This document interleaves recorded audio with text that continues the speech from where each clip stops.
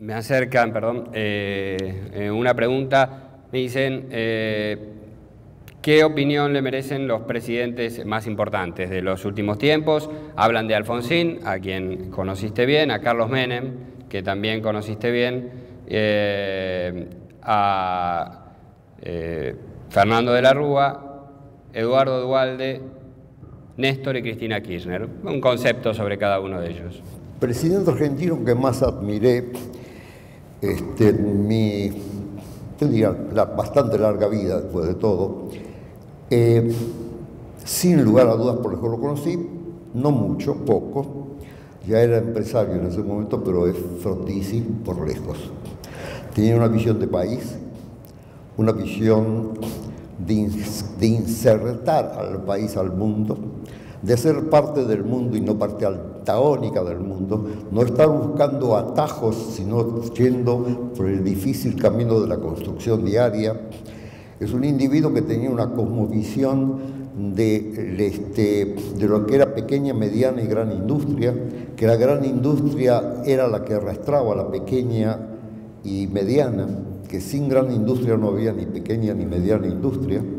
Tiene un concepto de industrialización, tiene un concepto sobre la minería, un concepto sobre la comunicación, es decir, que de alguna manera estableció los primeros contactos hacia el norte cuando pensaban en efectuar un puente de Chaco a Corrientes era mala palabra porque los brasileros podían venir por ahí, o el túnel subfluvial en Paraná. Es un individuo que realmente fue fuera de su tiempo.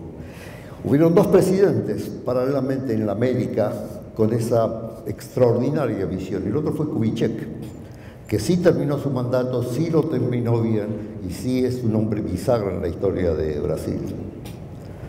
Y yo creo que ese es un hombre que yo admiro, como presidente, ¿se entiende? Dejamos el silencio para los contemporáneos. Los contemporáneos son contemporáneos, todavía no han terminado su ciclo, los otros terminaron sus ciclos, o sea, ¿a quién admiro? Sí, lo admiro enormemente a Raúl Alfonsín, sin lugar a dudas. Un individuo que le tocó la difícil, tener que ¿cuál fue el resultado de 50 años de militarismo en la Argentina, del 30 al 80? La destrucción del sistema político.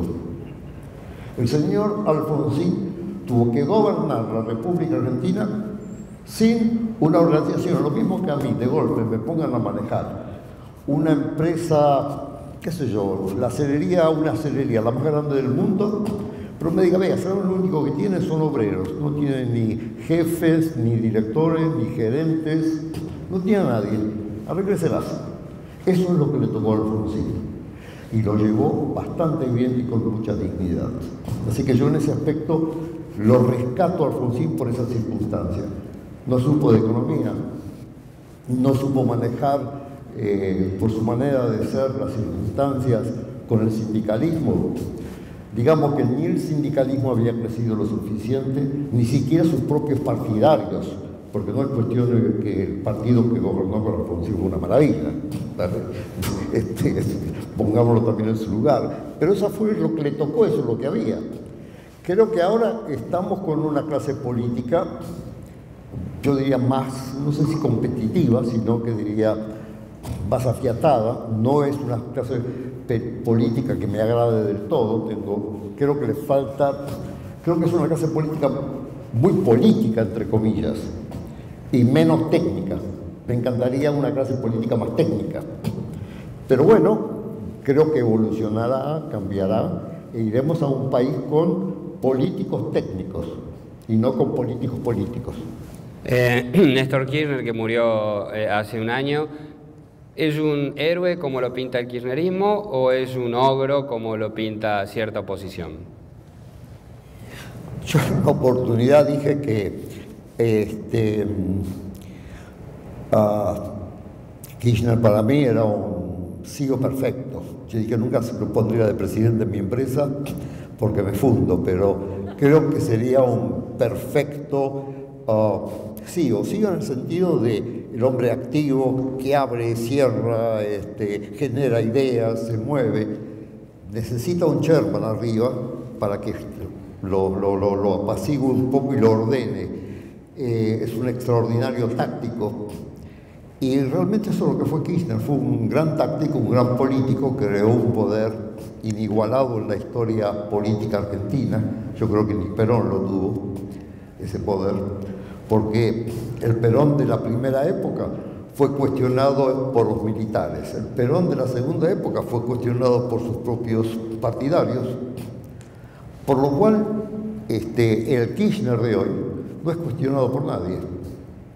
Quiere decir que algo hizo bien. Hay mucha gente aquí hoy que trabaja en empresas, que es ejecutivo de empresas, o que conduce empresas. ¿Qué consejos le darías? ¿Qué consejos le darías para ir adelante en su trabajo individual, en su función individual y en la empresa en la que trabajan o en la empresa que conducen? Yo no puedo dar ningún consejo a ningún empresario. Si es empresario, ya sabe lo que tiene que hacer. Mira, el otro día me contaron un chiste. Me dice, mirá, a ver cómo era el chiste, para que me voy a acordar, pero era algo parecido a esto de que alguien pedía una recompensa del 10% sobre el beneficio y una gran idea que le daría a un fabricante de crema dentífica. Un fabricante de crema dentífica, yo le voy a aumentar su negocio en un 20%, yo quiero que me dé el 10%. Este hombre, en la duda, le dice, bueno, sí. Dice, agrándele el tapón, la salida, un 20%, que la gente aprieta por 1 centímetro, va a gastar 20% más. Si ese consejo se lo dan a un empresario, el empresario lo mata, porque el empresario se le ocurrió eso. Ya no hace falta que venga alguien de afuera a decirle a un empresario lo que tiene que hacer para su trabajo. Pero si tuviera que darle una idea de lo que como yo opero, yo diría que pienso mucho en la cuestión estratégica macro global. Yo pienso mucho en las circunstancias de cambio que se dan en la sociedad, en los cambios de hábitos, en los cambios de costumbres, en los cambios en la tecnología, en todo lo que se va incorporando y a su vez en los cambios políticos internacionales. Porque la demanda de la Argentina y de otros también está en cómo crezca esa enorme torta. Y en los últimos años, como dije hace un rato, esa torta ha crecido casi un 50%, un 100%. Ya no es pensable que Estados Unidos va a ser el líder económico, va a ser el líder económico del mundo, sin lugar a dudas. Pero su valor va a ser relativo en función de que si antes llegó a ser el 40% del Producto Bruto del mundo, y va a bajar a ser el 15%, a ser el 10%, y va a seguir siendo potencia, y va a seguir siendo grande. Pero ¿sabes lo que significa cuando vos tengas un chino que hace 20 años atrás tenía $150 per cápita año, tenga 10, 12, 15 mil, y un indio que tenga 10, 12, 15 mil, y el resto es un mundo totalmente de una velocidad, de una rapidez, de una demanda y una complejidad a la cual tenemos que empezar a acostumbrarnos, porque si no vamos a quedar marginados.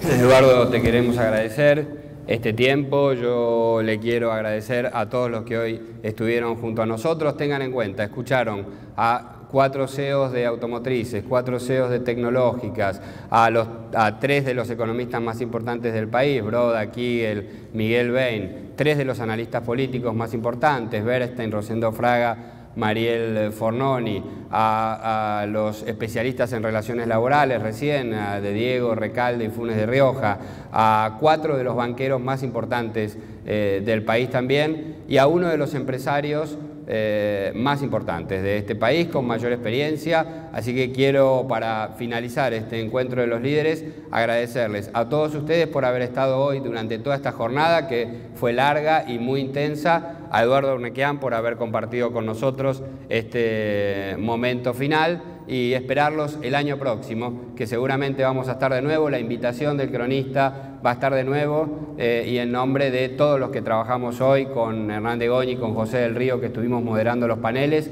con todo el equipo de Cristian Findlin, Tomás Reinke, Federico Erhard y demás, todo el equipo del Cronista, agradecerles haber estado acá con nosotros. Nos vamos a ver seguramente el año próximo. Muchas gracias. Muchas gracias.